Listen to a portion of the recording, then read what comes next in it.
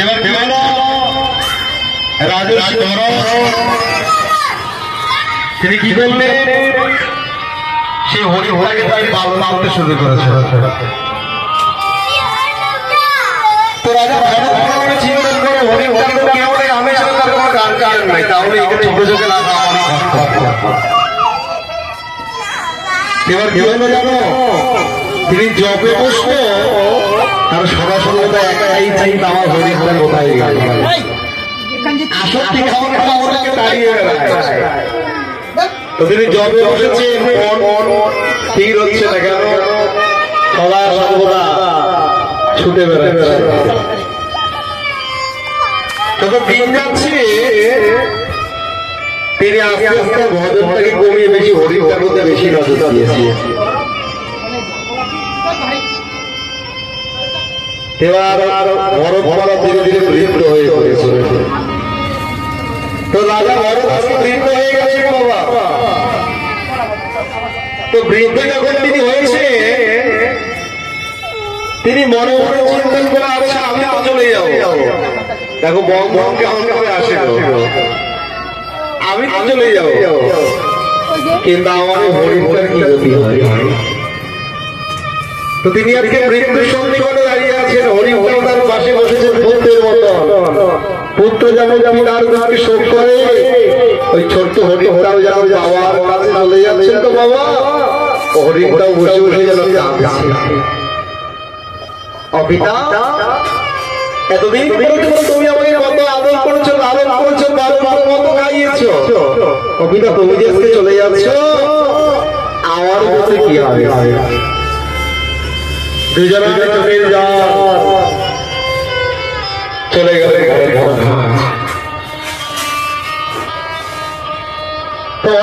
আজকে প্রাণ ত্যাগ করলেন, তখন সেই মৃগশিশু তার পাশে বসে পুত্রের মতন শোকাকুল হয়ে বসে তিনিও একান্ত ভাবে চাহিদার পানে, তার তার প্রতি মন ভঙ্গ সেই করে। তো সেই জন্য কি হলো বলে, সেই চিন্তাতে প্রাণ যে তপধন পরজগতে মৃত যে ইহারও কারণ, পরজগতে কি হলো হরিচিন্তা করতে হরিহর লাভ করেছে। কিন্তু যাদের কথা আছে আমরা বলি না, এই দেখে একটা বাউল একটা গান গান, খালি হাতে এসেছে মন খালি হাতে যাবে বলে না গানটা, কিন্তু বিশ্বাস করে এই গানটা ভুল গান। এই গানটা সম্পূর্ণ ভুল। এই যে সবাই পয়সা দিয়ে যায়, আস্তে আস্তে কত খই পড়ে আছে, ওই শেষের দিকে সফল ওই খই হয় বলে না না বলে খালি হাতে এসেছে মন খালি হাতে যাবে, নিয়ে যাবে বলে ভজন সুকৃতি নিয়ে তবে ফিরে যায়। খালি হাতে যাবে কেন, খালি হাতে এসছে বলে ভজন করে সুকৃতিটাকে নিয়ে যাবে। আর বাবা ভর ভর বলে তিনি আজকে পশুকেও লাভ করেছেন, হরিহর হতে হতে তার ওই যে ভজন হয়েছেন, তো এই ভজনের স্মৃতিটা সঠিক আছে। হাই রে আমি হরি ভজন করবার জন্য বনে গেলাম, আজকে আমার আমার গতি হলো, যার জন্য এই দেহ প্রাপ্ত হয়েছে। তার প্রভাব দেখবে ভজনের স্বীকৃতি থাকে বাবা। এই যে 9 দিন পরিক্রমায় যাও না, একটু দেখবে 9 দিন পরিক্রমায় লক্ষ্যগুলো পাওয়া যায়। বৈষ্ণব মহাপ্রভুকে 9 দিন গদাধর পরিক্রমা করে, দেখা যায় অনেক অনেক কুকুরগুলো বড় বড় পরিক্রমায় 7 দিন ঘরে ঘরে ওই সব যায় না, তারা গেল যায় ওই যে পূর্বজন্মের সুখ্যাতি আছে বললে সব নষ্ট হয়ে যাবে, কিন্তু ভজন যে সমৃদ্ধি, সেই ভজন সুখ্যাতি কখনো যাবে না। তুমি যে জমি যাবে না কেন, সেই জমিতেই তোমার এই ভজন সুখ্যাতি যাবে। তার তোমার আরো আছে। আমরা অনেকেই ভাবি যাচ্ছে বয়স প্রাপ্ত হয়ে যাবে, তারপরে হরিনাম করে হবে, ভাবি না। কিন্তু আমরা যখন মহাপ্রভুকে আমাদের দেশান্তরে আমরা হরিনাম প্রচারে যাই, এমন এমন বাড়িতে যাই, এমন এমন লক্ষ্যে গিয়ে ভাবা যায়। পিতা মাতা হরিহর শুনতে মানে অ্যালার্জি হয়, আর ছেলে নিত্য প্রসার হচ্ছে। বাবা হরিহর শুনতে পারে, বাবা বড় তিলক করে না, আর ছেলে হচ্ছে প্রসাদ বিগ্রহ নিজে হাতে অর্জন করে, নিজে হাতে রং করে ভোগ লাগায়, মা বাবা পাশে পালিয়ে যায় না করে যাই ওই যে ভদ্র সুকৃতি আমাকে বলে বলে আমি গুরুদেব বলছে আমি আমার ভজন বলতে পারছি না এখনো পারছি আমার অভ্যাস হয়ে যাচ্ছে না আর তার ঘরে তো সংস্কার নেই মাও বলে না বাবাও বলে না উল্টো কথা বলতে তারা কি করে করছে ওই যে পূর্বজন্মের সুকৃতি ভজন কখনো নষ্ট হয় না তুমি যেখানে কেন তোমার ভজন তোমাকে এগিয়ে নিয়ে চলে যাবে নিরাই গৌর হরি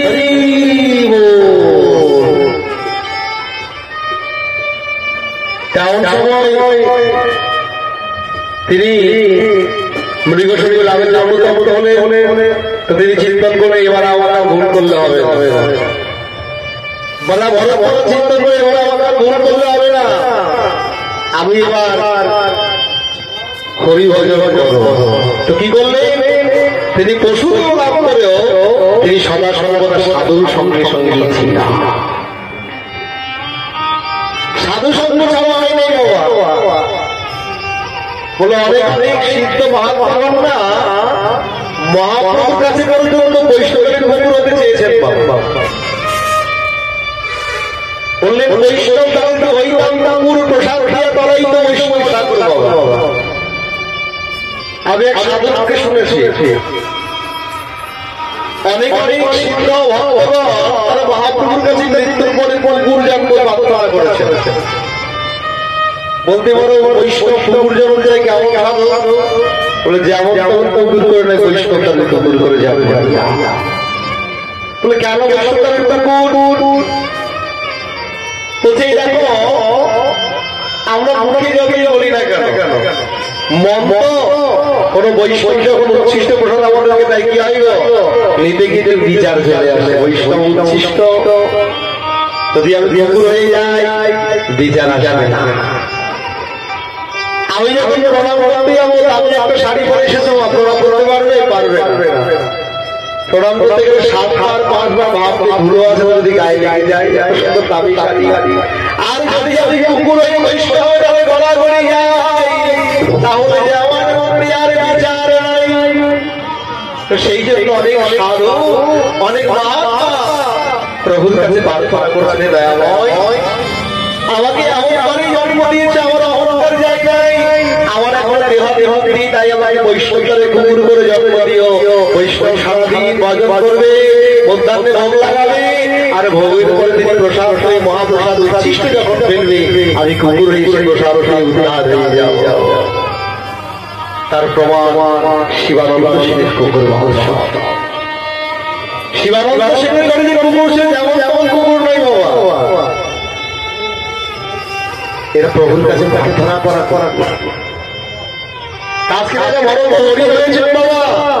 তিনি সবসময় সাধুদের সঙ্গে সঙ্গে যেতেন তাই কি হলো তিনি পরবর্তীকালে আর মৃগশরী লাভ করলেন না তিনি সদাচার সম্পন্ন ঘরেই তিনি আবার এসেছেন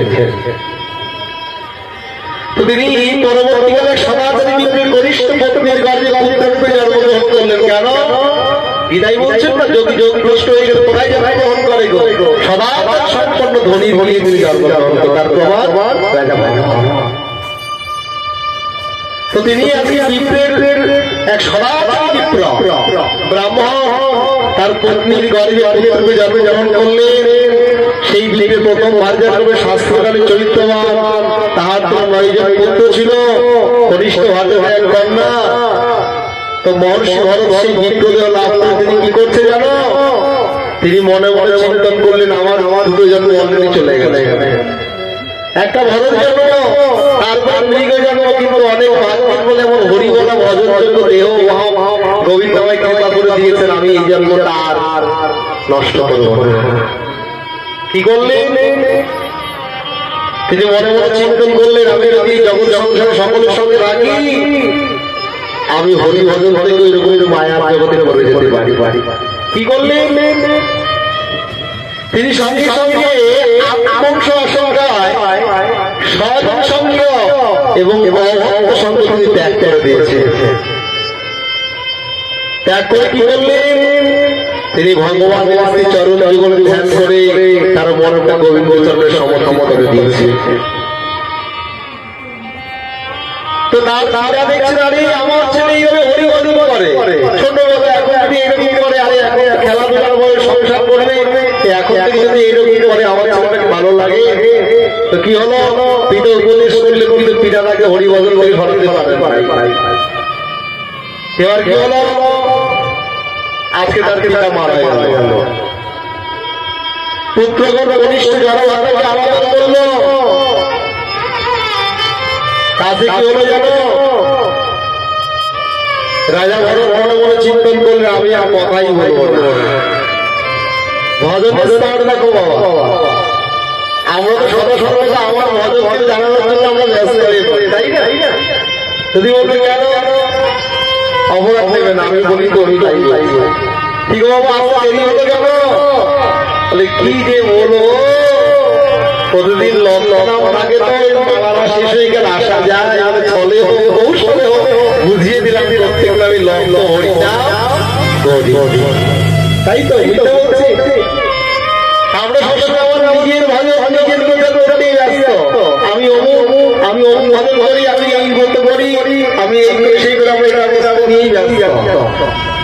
রাজা বড় চিন্তন করলেন আমাকে এটা করলে হবে না, তিনি কথিত ভজন ভজন থেকে সদা সর্বদা কি করবে, আমার কিছুই হলো না, এই চিন্তাই ব্যস্ত থাকে, আমার কিছুই হলো না, আমার কিছুই হলো না, তিনি এই চিন্তাই ব্যস্ত থাকে। এবার কি হলো, তিনি সদা সর্বদা হরি চিন্তন ছাড়া আর কথা বলবেন। অনেকে হয়তো তিনি বদী হয়ে গেছেন বাবা, রাজা ভরতের কথা বলে না কেন, বলে আমি কথা আর বলবো না, আমার কথা তো অনেক বলেছে, আপনি এবার তিনি শুধু একটাই কথা বলি, এমনকি তিনি কখনো নিজের দেহটাকে যত্ন করেন না, এই যে আমরা দেহের পোশাকের জন্য কত কিছু করে তিনি তার সেগুলো করে, তিনি সদা সর্বদা ব্রহ্মাণ্ড পরিতৃপ্ত হয়েছে।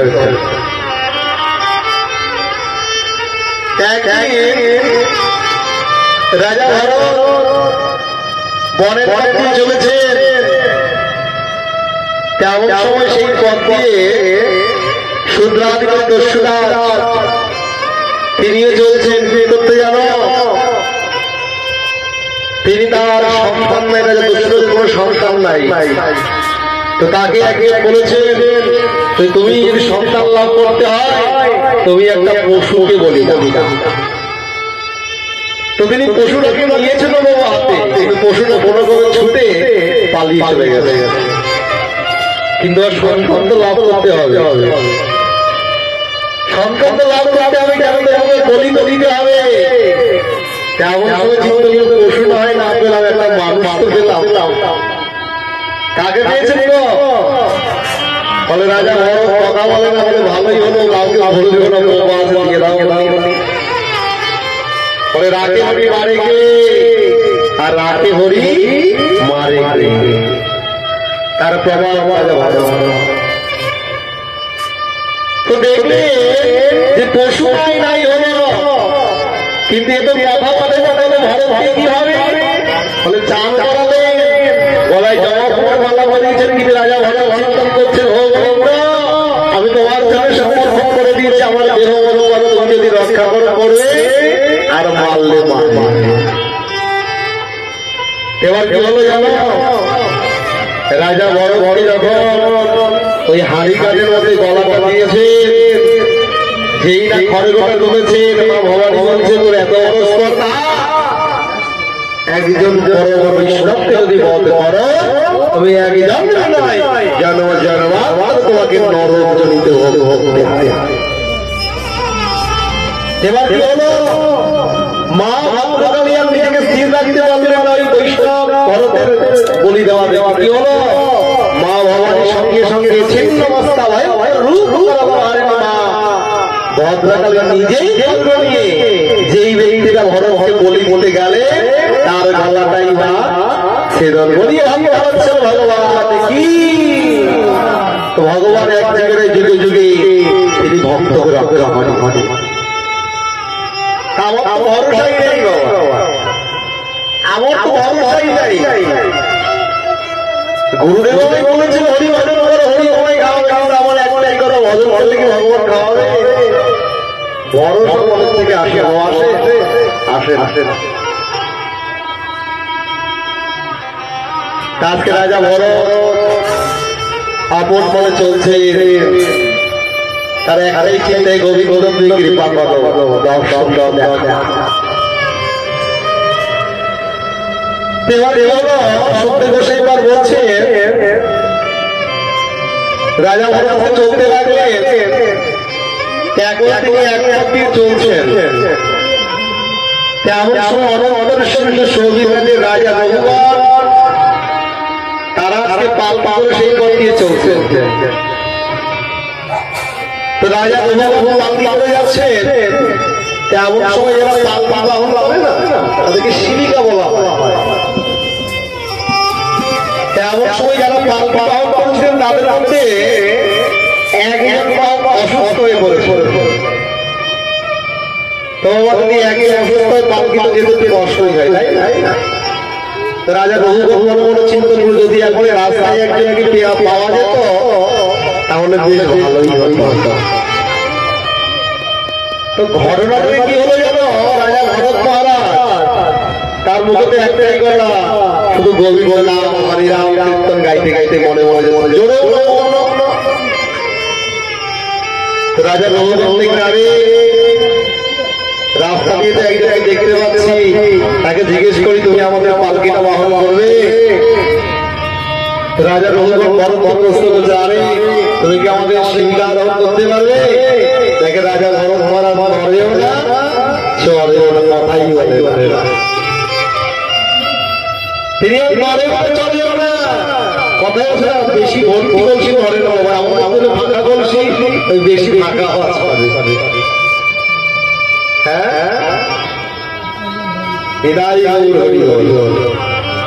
রাজা চলে না বলে কথা বলা কেন ভজন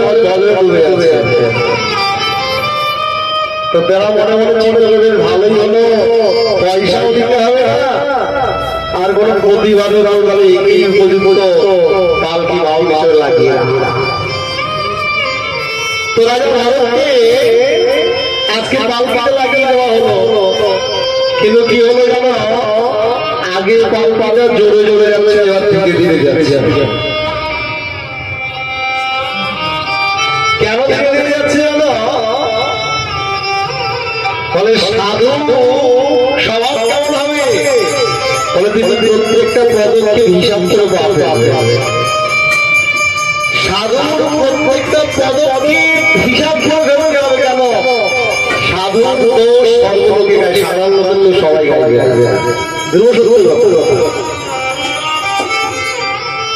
তুমি সাধারণ পেশা করে কেউ কি বলবে, তিরাক করে কে যদি একটা বাবা কেউ ধূম্রপান করে কি হবে, দেখে এটা সারা দেশে দেশে বোঝা, আরে কেমন সাধু তিরাক করে মালা করে আমরা এগুলো খায়। এই জন্য সাধু কিন্তু সাবধান, সাধু সাবধান। তো রাজা ভরত মহারাজ পালকি নিয়ে যাচ্ছেন, কিন্তু তিনি তাড়াতাড়ি করে যাচ্ছে না, ধীরে ধীরে যাচ্ছে। কেন জানো, প্রত্যেকটা পদক্ষেপ দেখে দেখে ফেলছে। কেন, কোথাও কোনো বাড়ির পালায় কোনো পিঁপড়ে, কোনো কৃমি, কোনো বলছে কিনা, তিনি প্রত্যেকটা পদক্ষেপ দেখতে দেখতে আসছে। তো রাজা রঘুবর রেগে গেলেন, আরে কেমন পালকি ভাব লাগিয়েছ, এ কেমন পালকি ভাব লাগে, ধীরে ধীরে আস্তে আস্তে চলে, কোনো গতি নাই। কি বললেন গো, রাজা ভরত শাস্তি দেওয়া পালকি থেকে নিয়ে আসে, তোমার এত বড় স্পর্ধা, আমি রাজা বহু তোমার এত বড় স্পর্ধা, তুমি আমার পালকি বাহন করছো ধীরে ধীরে। যেই না তাকে আল্লাহ শুনতে শুরু করলে রাজা ভরতের জীবনে প্রথম কথা রাজা বলতে শুরু করলে, তাকে বিরাম তত্ত্ব কথা শোনাচ্ছিল। কি বলছে জানো, ও রাজা তুমি অহংকারী হয়ে তুমি আমাকে গালমন্দ করছো। আরে তুমি কি বললে, তুমি রাজা, তুমি রাজা যতক্ষণ জানো, তুমি রাজা যতক্ষণ জানো, যখন তোমার দিন প্রাণ আছে তবে তখন তোমার গৌরবাদে যখন তোমার দেহ হতে প্রাণ চলে যাবে, তোমার এই রাজত্ব আর থাকবে না। তাই হরি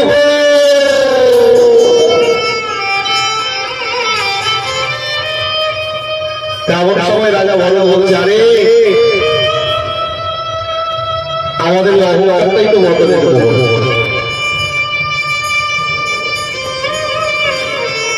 তুমি একবার কি দেখবে না ভগবান তুমি কৃপা করে রাজা করে তুমি রাজা হয়েছ, এটা কি তুমি বুঝতে পারছো? কি করে বুঝবে বাবা? সাধু সঙ্গে বুঝবে কেমন করে? ছোট্ট একটা দৃষ্টান্ত বলে বলছি। এক গ্রামে একজন জমিদার ছিল, তো সেই জমিদার হরিনাম শুনতে ভালোবাসে। বৈষ্ণবদের একটা অ্যালার্জি হয়, গায়ে অ্যালার্জি হয় বৈষ্ণব দেখতে, বুঝতে পারছো? সংক্রামক থাকে তেমন সময় কি হলো জানো, তিনি তার একটা ছেলেকে দিয়ে দেবেন। মনে মনে চিন্তন করছেন, আরে আমি জায়গায় বিয়ে দেবো, ভালো জায়গায় দিতে হবে। তো বিয়ে দিয়েছেন, কিন্তু দুর্ভাগ্য কি জানো, তার ঘরে পরম বৈষ্ণব একজন রমণীর শ্বশুরকুল পিতৃকুল সকলকেও তার তার কেমন হবে জানো। তো বৌমা তো মানে বার হয়ে গেছে, সেই রমণী কি করে প্রত্যেকদিন ভোরবেলা অভ্যাস আছে, ভোরবেলা কীর্তন করে। কি কীর্তন জানো? ভজ গৌরাঙ্গ লহ গৌরাঙ্গ লহ গৌরাঙ্গের নাম রে, যে জন গৌরাঙ্গ ভাবে সে হয় আমার প্রাণ রে। প্রতিদিন অভ্যাস গাই, সবাই ঘুমতে ঘুরে ঠাকুরের কাজ করে। আজকে বউ হতে পড়তে তিনি সেটা গাইতে শুরু করবে, শ্বশুর কোথায় রেখে যাবে? কার এমন অবস্থা? আমার ঘরে বসে গৌর গৌর গৌর গৌর গায়। তো বেরিয়ে দেখলে আর কেউ নয়, তার একমাত্র বৌমাই গাইছে গৌরাঙ্গ। বললেন, শোনো, আমার ঘরে কোনদিন সাধুগুরু বৈষ্ণবের আগমন হয় না, আর কোনোদিন হরিনাম হয় না, তুমি হরিনাম গাইবে না। কিন্তু যাকে তুমি বলো সে থাকতে পারবে, সে কি করে? গুনগুন করে সেই সময় আর গাইতে পারে না, গুনগুন করে গরুর গান গায়। একদিন ভগবান তার ঘরে এসে তাকে দর্শন দেওয়ার জন্য কি রূপে এসেছেন? সাধু রূপে। তো ভগবান যখন ঢুকে গেলেন তার ঘরে, তেমন সময় ভগবান বলছে ভিক্ষাং দেহি। সেই বৌমা চিন্তন করে অনেক ভাগ করে বলে, বৈষ্ণব আসিয়া মিলে সেই ভাগ সকলে ভাই গো। কেন? বাড়িতে অনেক ভিখারি আসে, তাই না? অনেক ভিখারি আসে না, তাদেরকে তো বললো অনেক ভাগ বলে ভিখারি আসে বলেছেন, বলেন না কিন্তু বৈষ্ণবকে বলেছে। কেন বলেছে? বলে বাড়িতে যখন ভিখারি আছে, চাল ডাল এগুলো বাড়ি পাকারে গো নিয়ে ভিক্ষি করে রান্না করে নিজের রসনাতি ভগবানকে ভোগ লাগায় না। আর বৈষ্ণব সাধু ভিখারি গো সেগুলি রং রং করে গোবিন্দকে নিবেদন করে তারপরে যেই আজকে সেই ভগবানকে সাধু রূপে এসে ভিক্ষা দিতে গেছেন, তেমন সময় সেই জমিদার গাড়ি এসে বলছে, বৌমা তোমার এত বড় সমর্থ, আমার কোনো হরিনাম করা বড় বড়, তুমি সাধুকে ভিক্ষা দিচ্ছ। তেমন সাধু বৌমার দিকে তাকিয়ে আছে, বৌমা সাধুর দিকে তাকিয়ে দুজনে হাসছে। কেন হাসছে জানো? বৌমা বলছে, বাবা ও সাধু কি হয়েছে জানো? এই ঘরে একটা ঘটনা ঘটেছে। কি হয়েছে জানো? বলে এখানে পুরোনো চাল ভাঙিয়ে খায়, নতুনের কোনো আমদানি নাই। কি বললেন? পুরোনো চাল পুরোনো ধান ভাঙিয়ে খায়, বলে ধান আছে বলে সেগুলোই ভাঙিয়ে খায়, নতুন করে কোনো ধানের আমদানি নাই।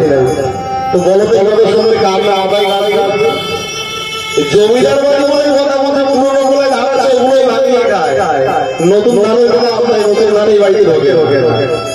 জমিদার কথা বুঝতে পারলেন না, জমিদার তার কথা বুঝতে পারলেন না, রেখে গেলেন। বৌমা তোমার এত অবস্থা, তুমি জমিদার বাড়িতে বসে বলছো পুরোনো ধান ভাঙিয়ে খা, নতুনের আমদানি নেই, ব্যাপারটা কি হলো? ঠিক বলো। তো বৌমা ভগবানকে বলছে এই তত্ত্ব বোঝবার মতো আমার শ্বশুরের জ্ঞান। শ্বশুর বলছে বৌমা তুমি আমায় এই তত্ত্ব বুঝিয়ে দিতে পারো, আমি কথা দিলাম আমিও এই মুহূর্ত থেকে আমি হরি গান তেমন বৌমা শ্বশুর মশাইকে প্রশ্ন করে আচ্ছা বাবা এই যে তুমি জমিদার হয়েছ এই জমিদারিকে তুমি তৈরি করেছো? আমি তো করি না। কে তৈরি করেছে?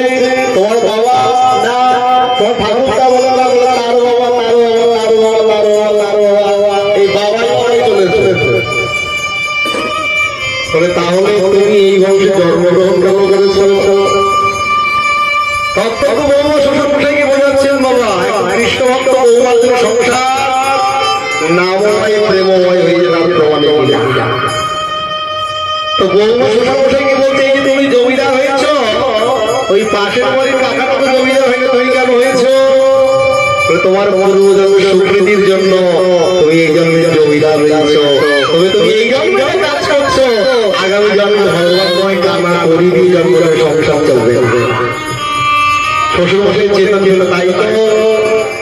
তাহলে পুরনো সুকৃতি বাঙালি আগাচ্ছিল আমার বন্ধুদের কোনো আপনারই নাই, তাহলে কি হবে জানো? সেই শ্বশুর মশাই সাধুর সাধু আমি কথা দিলাম আজ থেকে আমিও হরি ভজন করবো। হরি হরি হরি হরি হরি হরি। এই জন্য বলেন সাধু সঙ্গ সর্বশাস্ত্রে কয় লবণ সাধু সঙ্গ কৃষ্ণ প্রেমের উদয় হয়। আমি লক্ষ্মীপুরের মধ্যে বলেছিলাম ওই একদিন তালা মারতে হবে না, একদিন ওই বছর লক্ষ্মী পূজায় মারতে হবে, প্রতিদিন একটু মাঝে মাঝে মারতে হবে, ধন্যবাদী উন্নয়ন করবে না।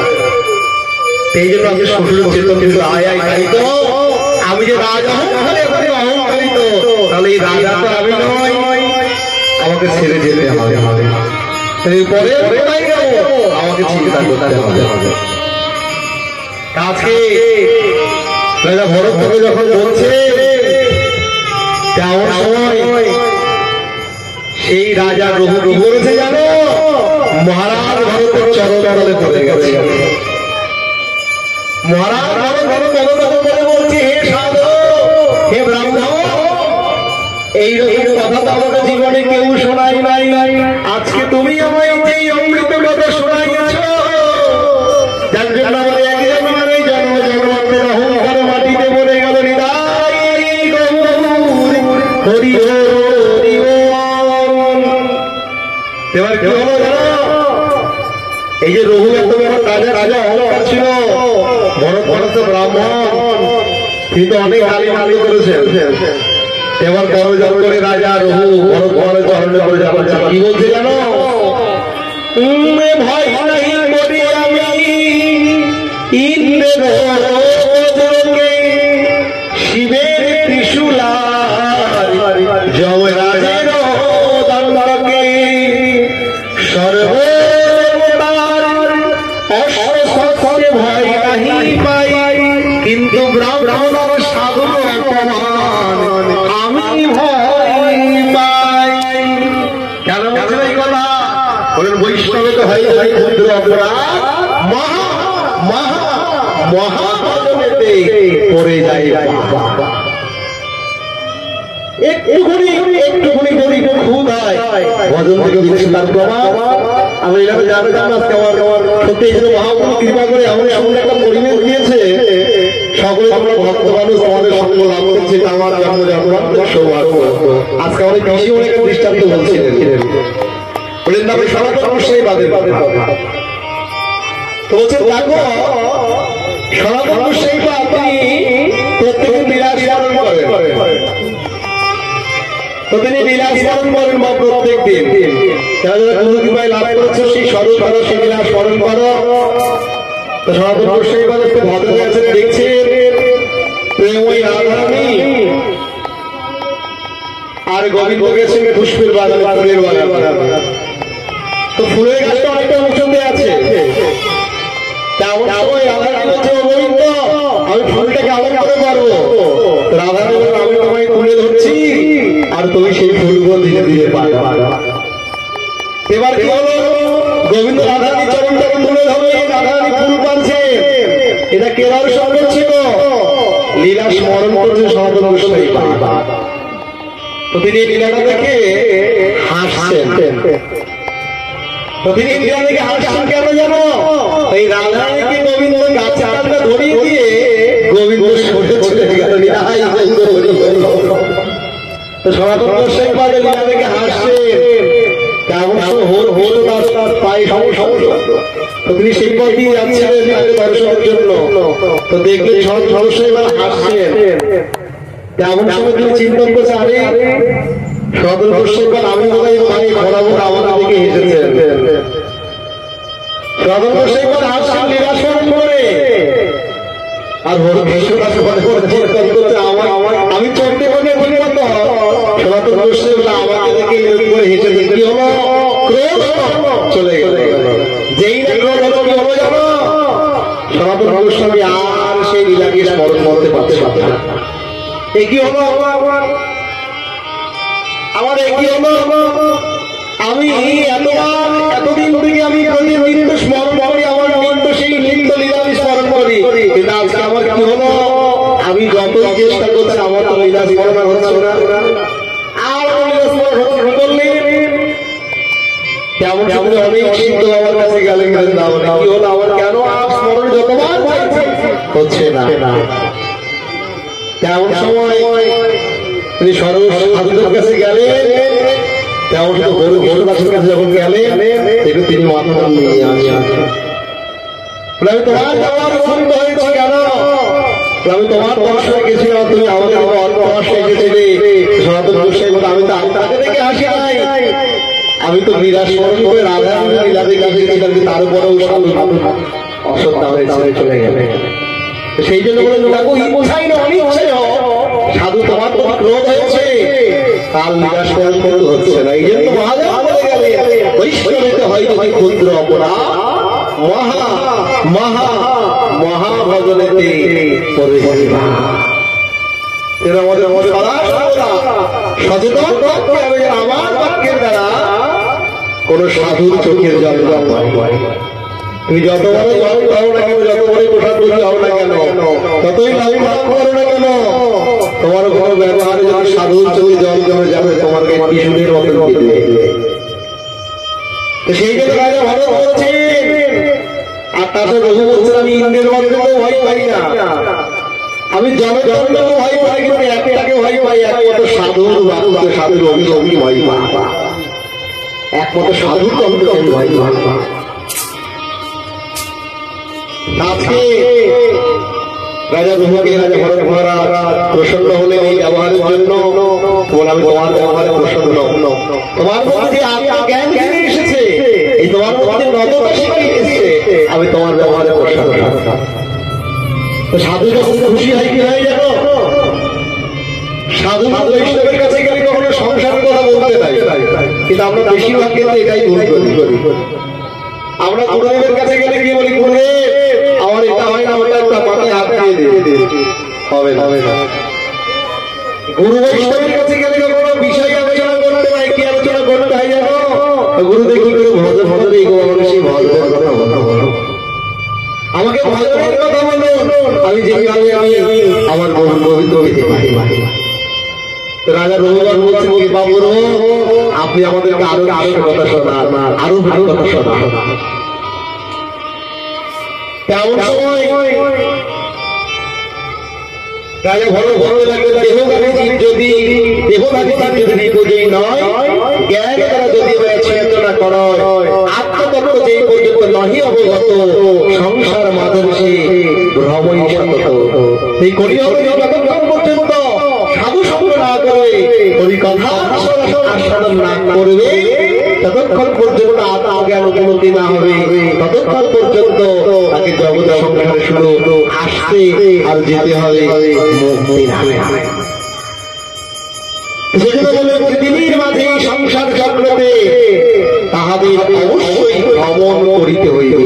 এইভাবে যখন বললে, সন্ত গোসাই মহারাজ পরীক্ষিতকে বলছিলেন, পরীক্ষিত বলছেন ব্রহ্মতামে ভগবতী কৃপাবশত রঘুগণকে ভক্ত রূপে বহু বহু তত্ত্ব উপদেশ দিলেন। আর রঘুগণ চরণ চন্দনা করে বলছেন, ব্রহ্মাণ্ড ভূমিতে ভূমিতে যদি কোন ভাগবতী গুরু কৃষ্ণ প্রসাদ পাই ভক্তির তবে। বলতে ব্রহ্মাণ্ড ভ্রমণ করতে করতে কোনো কোনো ভাগবতী সবার কথা বলবেন না। সাধু দর্শন বৈষ্ণব দর্শন সাধু সঙ্গ অল্প হাতে মেলে না বাবা, জন্ম জন্ম সৌভাগ্যের বলে সাধু সঙ্গ। তো রাজা বাবু বললেন, আমি কোনো জন্মে সৌভাগ্য ছিল, হয়তো কিছু একটু করেছি, যার জন্য আপনার সাধুর দর্শন আমরা পেয়েছি। তাহলে কি আমার কর্তব্য? আপনি যখন এত পরিচয় বলে বলেছেন, এবার আমার বলুন কি আমার পরিচয়? আমি তো রাজা বলে এখন পরিচয় বলে, এখন তোমার একটাই পরিচয় কি জানো? তুমি কৃষ্ণ দাস। তোমার এখন একটাই পরিচয়, তুমি হচ্ছে কৃষ্ণ দাস। তেমন সে রাজার ভগবান বলছেন, আপনি কৃপা করুন কেন আমি দাসের মতনই ভজন করতে পারি। তো সত্যি গোস্বামী বাদ বলছে, মহাপুরুষের সঙ্গ দাঁড়ায় প্রকাশ, জ্ঞান সে দ্বারা ছিন্ন হয় মোহবাস। তখন শিহরি লীলা কীর্তন ভগবান স্মৃতি লাভ করে ভক্তজন। সংসার সাগর পারে গমন কর, শ্রীহরিকে লোভিবারে হইবে সমর্থ। কেন জানো? সুখদেব গোস্বামী মহারাজ সঙ্গে বলতে পরীক্ষিত বলছে, আমার মন চঞ্চল, এই মন চঞ্চলকে কেমন কেমন শাসন করো। সুখদেব গোস্বামী বাদ বলতে, জ্ঞান অসি দাদা অসি আমি বললাম জ্ঞান অসি। এই আমরা এত উপদেশ 7 দিন যাবৎ সংকল্প করেছি, আজকে তৃতীয় দিবস, এখানে যা জ্ঞানের কথা। এই জ্ঞান অস্বীকার কি হবে? ওই আমার ছিন্ন হবে মোহপাশ। মোহপাশ আমি আমার এই মোহটা আসে কেন? বলছেন এই যখন তো অনেক অনেক হয় না, কত কত যজ্ঞ হয়, কত কত মন কত কত কত কত যজ্ঞের পরে তুই সবগুলোকে বলে যজ্ঞ। আর এই শ্রীমদ ভাগবত সপ্তাহকে বলে জ্ঞান যজ্ঞ। সপ্তাহকে শুধু যজ্ঞ বললে জ্ঞান। কেন বলেন? এই সপ্তাহেই যদি আমরা আসি, এখানে শুধু আমরা জ্ঞানের কথাই পাবো। এই কথাগুলো আমাদের হরি ভজনের পথে দুঃখ ঘটনা। তো বলছে, যারা খায় শ্রী ভগবানের আশ্রিত ভক্তগণের সেবা করে, তারা কি করে? এইরকম আত্মতত্ত্ব বিষয় জ্ঞান লাভ করে। সুন্দর কথা বলেছেন সুখদেব গোস্বামী মহারাজ। সাধু বৈষ্ণব কখনো আমার এটা হোক চাকরি হোক এগুলো চাইতে নাই। যদি আমরা এইরকম রাজা রঘু যেমন চেয়েছে, যদি আমরা এগুলো চাইতে পারি, সাধু প্রসন্ন হয়ে করবে, সাধু তোমায় কৃপা করে ভক্তির কথা বলবে। কখনো সাধুর কাছে চাইতে না। আমরা অনেকেই বলি, সাধুকে বলি না, জোর করে বলি বাবা মাথায় হাত দিয়ে দিন, মাথাটা ঠেকিয়ে দিয়ে চাই কিছু হবে না। আমি আমার শুনেছিলাম বৃন্দাবনে বিনোদ বাবার কথা। তো বিনোদ বাবা বসে আছে, বসে হরিনাম করছে, একটু নড়েছিল তেমন সময় একজন ভক্ত এসেছেন, বলি আপনার হাতটা আমার মাথায় রাখুন, আমার অনেক দিয়ে রয়ে যাচ্ছে। তো বিনোদ বাবার আসবেন না, তো জোর করে বিনোদ বাবার হাতটা মাথায় ঠেকিয়েছে। চোখটা চলে গেল।